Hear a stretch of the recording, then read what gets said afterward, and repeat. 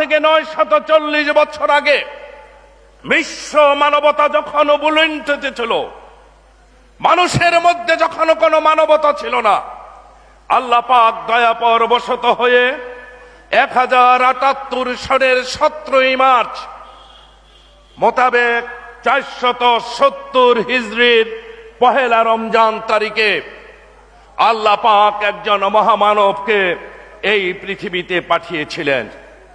আর সেই মহামানবের নাম হলো মাহবুবে রব্বানী, কুতুবে সুবানী, পিরানে পীর, দস্তপীর, বড় পীর শেখ মোহাম্মদ মহিউদ্দিন, যিনি এই দেশে বড় পীর নামে পরিচিত। বড় পীর আব্দুল কাদের জিলানী রহমতুল্লাহর সন্তানের সংখ্যা ছিল 49 জন। তার মধ্যে তার 27 জন ছিল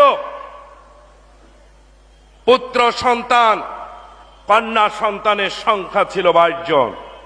বড় পীর আব্দুল কাদের জিলানী রহমতুল্লাহর 12তম পুত্র সন্তানের নাম ছিল শেখ মোহাম্মদ জিয়াউদ্দিন আবু বকর রহমতুল্লাহ, যিনি 1134 খ্রিস্টাব্দে জন্মগ্রহণ করেছিলেন।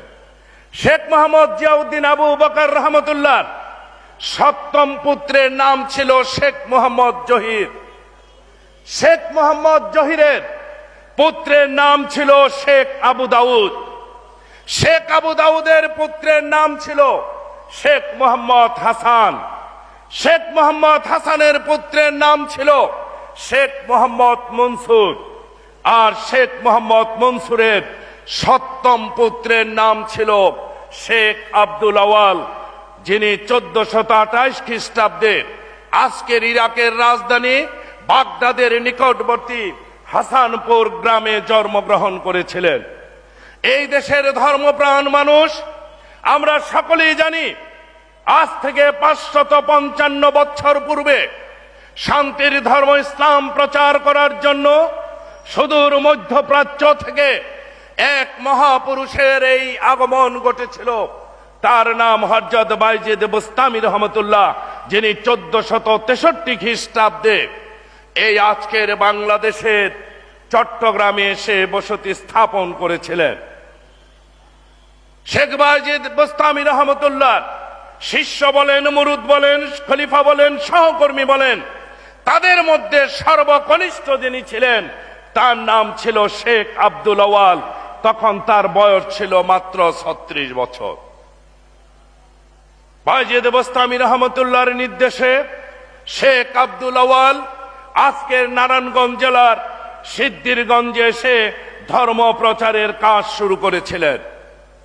শেখ আব্দুল আওয়ালের ছিল এক পুত্র, তার নাম ছিল শেখ মোহাম্মদ জহির উদ্দিন। শেখ মোহাম্মদ জহির উদ্দিনের ছিল 3 পুত্র। তার জ্যেষ্ঠ পুত্রের নাম ছিল শেখ জান মোহাম্মদ ওরফে তেকরি শেখ, তিনি তেকরি শেখ নামে পরিচিত ছিলেন। ব্যবসায়িক কারণে তেকরি শেখ আজকের বাগেরহাটে যেয়ে ব্যবসা এবং ধর্ম প্রচারের কাজে আত্মনিয়োগ করেছিলেন। তেকরি শেখের ছিল 3 পুত্র। তার মধ্যম পুত্রের নাম ছিল শেখ মোহাম্মদ বোরহান উদ্দিন। শেখ মোহাম্মদ বোরহান উদ্দিন আজকের গোপালগঞ্জ জেলার ডিমলায় যে বসবাস করা শুরু করেছিলেন, তিনি অত্যন্ত ধার্মিক সৎ লোক ছিলেন। তাই আজকের টঙ্গিপাড়ার বিখ্যাত কাজী পরিবারে তিনি বিবাহ বন্ধনে আবদ্ধ হয়েছিলেন। শেখ মোহাম্মদ বোরহান উদ্দিনের ছিল 3 পুত্র। তার মধ্যম পুত্রের নাম ছিল শেখ মোহাম্মদ আকরাম। শেখ মোহাম্মদ আকরামের ছিল 1 পুত্র, তার নাম ছিল শেখ আব্দুল হামিদ। শেখ আব্দুল হামিদের ছিল 1 পুত্র, তার নাম ছিল শেখ লুৎফর রহমান। আমার ভাইয়েরা, বন্ধুরা, মহান সৃষ্টিকর্তা আল্লাহ পাকের কি অপার মহিমা! 1078 সনের 17 মার্চ তারিখে বড় পীর আব্দুল কাদের জিলানী রহমতুল্লাহকে তিনি পৃথিবীতে পাঠিয়েছিলেন।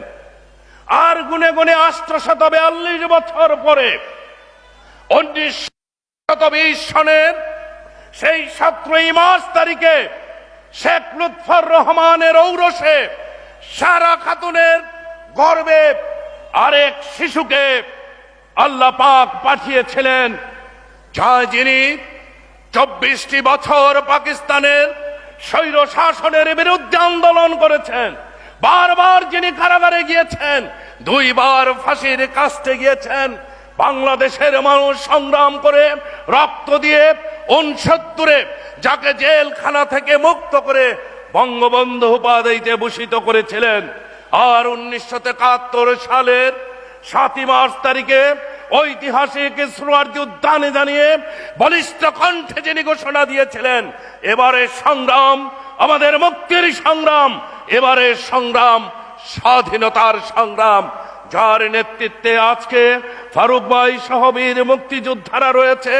1971 সালের 25 মার্চ দিনগত রাত্রি 12টা 1 মিনিট থেকে 3 মিনিটে যিনি বাংলার স্বাধীনতা ঘোষণা করেছিলেন, যার আহ্বানে সাড়া দিয়ে এই বীর মুক্তিযোদ্ধারা মুক্তিযুদ্ধে অংশগ্রহণ করেছিল।